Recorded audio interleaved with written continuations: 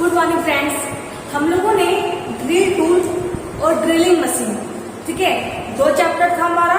एक टूल था drill tool, एक ड्रिलिंग मशीन का चैप्टर था, वो तो कंप्लीट हो गया है। मैंने आपको ड्रिल टूल से क्वेश्चंस नहीं करवाए थे, तो आज क्या करेंगे, आज ड्रिल टूल से भी और ड्रिलिंग मशीन दोनों सेम है, लगभग ड्रिल टूल है ड्रिलिंग मशीन है, उन दोनों से क्या करेंगे, आज कुछ क्वेश्चंस कर लेंगे और अगली क्लास से क्या करेंगे, एक नए टॉपिक, एक नए चैप्टर के बारे में पढ़ेंगे।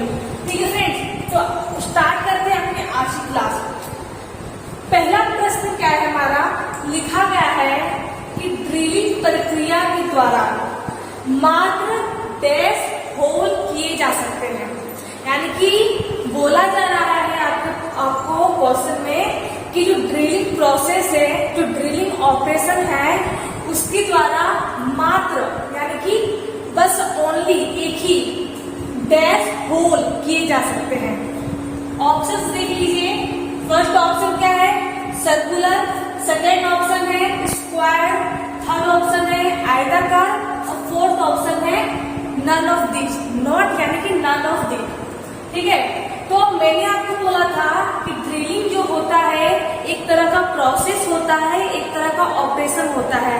ड्रिलिंग हम लोग कैसे करते हैं, हम लोग ड्रिलिंग मशीन में ड्रिल टूल की मदद से एक होल बनाते हैं। और कैसा होल बनाते हैं, कैसा छिद्र बनाते हैं, तो एक सर्कुलर है ना, एक सर्कुलर, एक गोलाकार होल का निर्माण करते हैं। तो आपका आंसर क्या होगा, आपका आंसर होगा सर्कुलर। ठीक है, दूसरा क्या है, ड्रिल टूल को बनाने के लिए किस पदार्थ का उपयोग किया जाता है।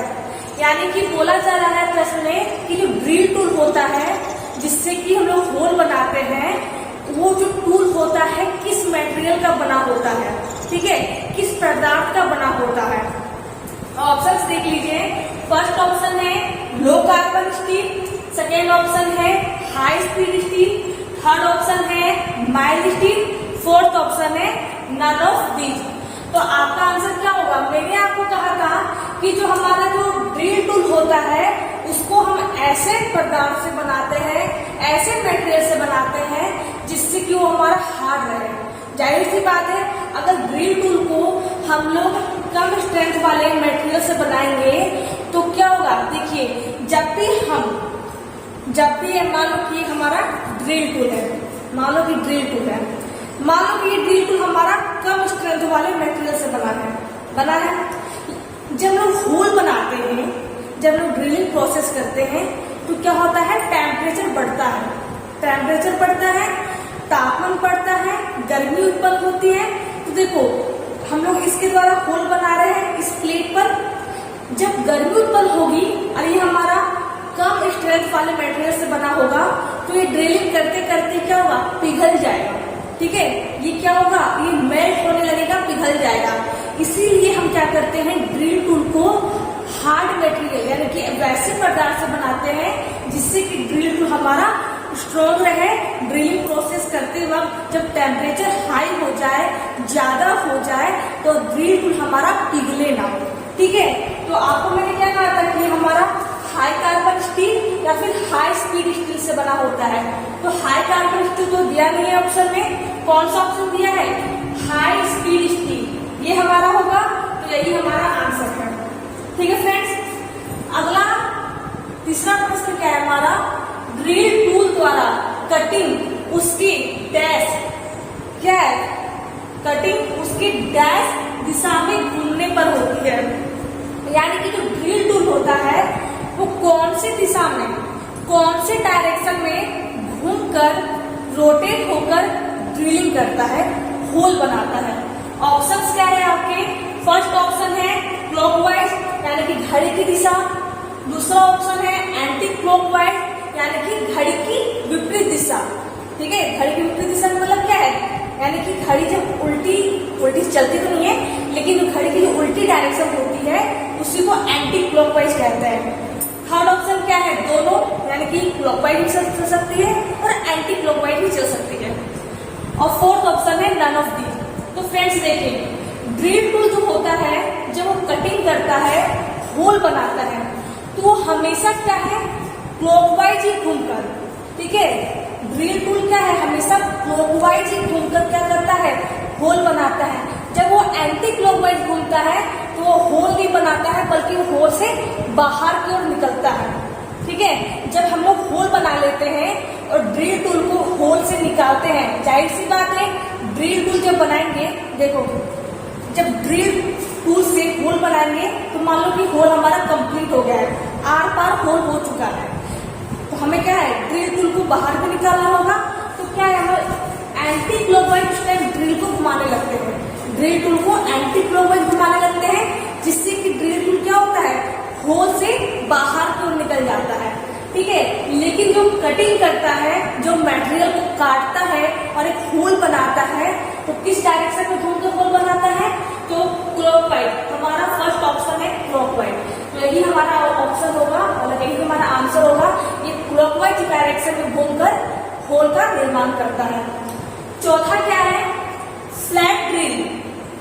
फ्लैट ड्रिल टूल का प्रयोग किस पदार्थ में किया जाता है, यानी कि बोला जा रहा है प्रश्न में कि जो फ्लैट ड्रिल टूल होता है, आपको मैंने ड्रिल टूल के टाइप्स पढ़ाए थे, फ्लैट ड्रिल, ट्विस्ट ड्रिल, ये सब ड्रिल के बारे में बताया था, स्ट्रेट ड्रिल बताया था ना।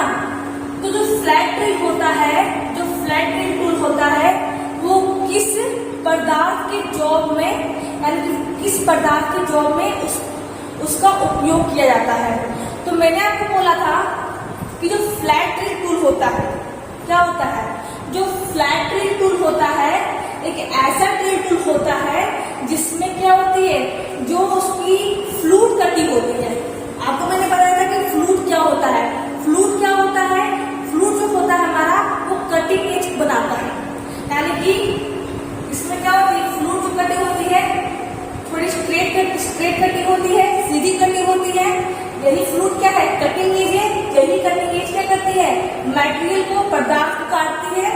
तो क्या होता है, आपको मैंने बोला था कि फ्लैट ड्रिल टूल जो होता है उसमें जो ट्विस्ट, उसमें जो हमारा फ्लूट है स्ट्रेट कटा होता है, सीधी कटिंग होती है, जिससे कि जो चिप्स है, चिप्स क्या होता है बताया था ना, जब हम लोग होल बनाते हैं और जो मटेरियल बाहर निकलता है, जो यूजलेस मटेरियल होता है, ठीक है, उसी को चिप्स कहते हैं या फिर स्क्रैप कहते हैं। तो वो जो चिप्स होता है वो क्या होता है, इस स्ट्रेट फ्लूट की मदद से बाहर नहीं निकल पाता है, तो इसलिए क्या करते हैं, इसका हम लोग मुलायम धातु में, ठीक है, ऑप्शंस में तो कठोर भी दिया है, मुलायम, दोनों और नानव भी, तो कठोर में नहीं करते हैं, इसका उपयोग करते हैं मुलायम धातु में, इसका इस्तेमाल किया जाता है, ठीक है। तो आपका आंसर होगा ऑप्शन नंबर बी। पांचवा प्रश्न क्या है हमारा, ड्रिल की बॉडी, ठीक है। आपको मैंने पार्ट्स के बारे में बताया था, बॉडी हो, नेक हो, सैंक हो, टैंक हो, सबके बारे में लगभग बता दिया था। तो लिखा गया है कि जो ड्रिल की जो बॉडी होती है तथा सैंक जो होता है उसके बीच के भाग को कहा जाता है। ऑप्शंस क्या है, नेक, टैंक, पॉइंट, मार्जिन, चार ऑप्शन है आपके। मैंने पार्ट्स के बारे में बताया था, आपको मैंने कहा था कि जो बॉडी होती है जिसमें फ्लूट्स कटे होते हैं, ठीक है, और इसके बीच का भाग होता है, ऊपर हमारा सैंक होता है, ये क्या सैंक था, ये इसकी बॉडी थी, इसमें फ्लूट कटे हैं। किस तरह का फ्लूट कटे हैं, ये हमारे ट्विस्टेड है, ये हमारे स्पाइरल शेप में फ्लूट कटे हैं। तो सैंक और बॉडी के बीच के भाग को क्या कहा जाता है, वही पूछा जा रहा है। तो अगर आपने अच्छे से पढ़ा होगा और अच्छे से समझा होगा तो आपको आंसर पता होगा। इसका आंसर क्या होगा, इसका आंसर होगा नेक। आपको मैंने कहा था ना कि जो नेक होता है वो हर ड्रिल टूल में नहीं होता है, ठीक है, वो हमारे मैक्सिमम ड्रिल टूल में होता है, यानी कि 25% ड्रिल टूल में नेक नहीं होता है, जो जिसकी सैंक टेपर होती है, ठीक है, और जो हमारे बड़े बड़े ड्रिल टूल होते हैं उसी में नेक दिया रहता है। जो छोटे ड्रिल टूल होते हैं, ठीक है, जो छोटे साइज के होते हैं ड्रिल टूल, उसमें नेक का पोर्शन नहीं दिया रहता है, ये भी पॉइंट याद रखना, ठीक है। इसका आंसर क्या होगा, नेक होगा, ठीक है फ्रेंड्स।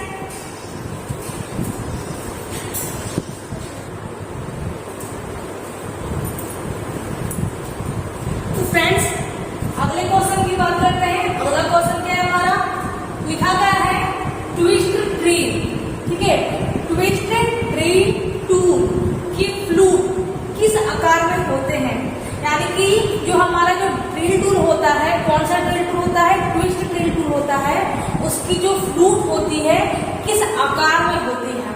तो ऑप्शंस क्या है, straight, taper, spiral, none of these. आपको मैंने अभी तुरंत बताया कि जो ड्रिल टूल होता है उसकी जो बॉडी होती है, ठीक है, जो ड्रिल टूल होता है उसकी जो बॉडी होती है उसमें जो फ्लूट कटा होता है, फ्लूट क्या होता है, फ्लूट ही कटिंग एज का निर्माण करता है, यानी कि काटने का किनारा का निर्माण करता है। वो किस शेप में होती है, स्पाइरल शेप में होती है। आपको मैंने ये बताया था। तो आंसर क्या होगा, आंसर होगा स्पाइरल। ठीक है फ्रेंड, अगला क्या है 7th नंबर में ड्रिल का व्यास, ड्रिल का यानी ड्रिल जिससे हम लोग होल करते हैं ड्रिल टूल से, उसका जो डायमीटर दो विपरीत डैश के बीच की दूरी होती है। ऑप्शंस पहले देख लेते हैं। फर्स्ट ऑप्शन है मार्जिन, सेकेंड है लेंथ, थर्ड है वेब और फोर्थ है नन ऑफ दीज। ठीक है, ये हमारे ऑप्शंस हैं। आपको मैंने ड्रिल टूल में एक पार्ट के बारे में बताया था, एक पार्ट मैंने बताया था लैंड, बताया था ना लैंड। लैंड में बोला था कि इसमें दो पार्ट और होती है। एक जो लैंड के ऊपर साइड में जो पतली छीरी होती है, पतला सा स्ट्रिप कटा होता है, वो क्या होता है, मार्जिन होता है। और मार्जिन लैंड में जब मार्जिन को हटा दे तो उसके पूरे पार्ट को बॉडी क्लियरेंस कहते हैं। ये मैंने आपको बताया था ड्रिल टूल के क्लास में। तो देखिए, जब भी हम लोग ड्रिल टूल की मदद से किसी भी जॉब के ऊपर, ठीक है, किसी भी जॉब के ऊपर जब होल बनाते हैं, ठीक है, होल बनाते हैं तो उसका जो डायमीटर है, ड्रिल टूल का जो डायमीटर है, उसी डायमीटर का हमारा होल बनेगा, जॉब का होल बनेगा। तो बोला किसकी दो विपरीत के बीच की दूरी होती है। तो जो मार्जिन होता है, आपको मैंने बोला था कि लैंड में मार्जिन होते हैं, तो मार्जिन एक तरफ, दोनों तरफ मार्जिन होते हैं, ठीक है, वो तो स्पाइरल शेप में होता है, ठीक है, स्पाइरल शेप में होता है। तो इस तरफ का मार्जिन मैं बताती हूँ, यहाँ क्या होता है, स्मूथ मार्जिन कटे होते हैं, पतली स्ट्रिप कटी होती है इस पार्ट में, लैंड वाले पार्ट में। तो दो विपरीत मार्जिन के बीच की दूरी, ठीक है, दो विपरीत मार्जिन के बीच की दूरी क्या होती है, इस होल की डायमीटर होती है, ठीक है, होल की डायमीटर होती है। और जो मार्जिन लैंड में जब मार्जिन को हटा दे और उसकी जो बाकी पार्ट को बॉडी क्लियरेंस कहते हैं। बॉडी क्लियरेंस क्या काम करता है, जब हम लोग ड्रिल टूल की मदद से होल बना लेते हैं तो देखिए ड्रिल टूल हमारा वही डायमीटर का रहेगा और होल हमारा वही डायमीटर का रहेगा। तो ये होल बनाने के बाद जब इसको ड्रिल टूल को होल से निकालेंगे, ठीक है, तो इसकी जो सरफेस है, इसकी ये सरफेस और इसकी ये सरफेस, इन दोनों सरफेस से रगड़ खाएगी, फ्रिक्शन होगा, ठीक है। उस कंडीशन में इसकी जो बॉडी क्लियरेंस होती है, मार्जिन का जो अनदर पार्ट होता है, लैंड का जो अनदर पार्ट होता है, उसे बॉडी क्लियरेंस कहते हैं। तो बॉडी क्लियरेंस जो होता है वो क्या करता है, रगड़ खाने से बचाता है और ड्रिल टूल हमारी इजीली बाहर निकल जाती है। सारे बात मैंने आपको पिछली क्लास में यानी ड्रिल टूल क्लास में बता दिया है। तो इसका आंसर क्या होगा, इसका आंसर होगा मार्जिन।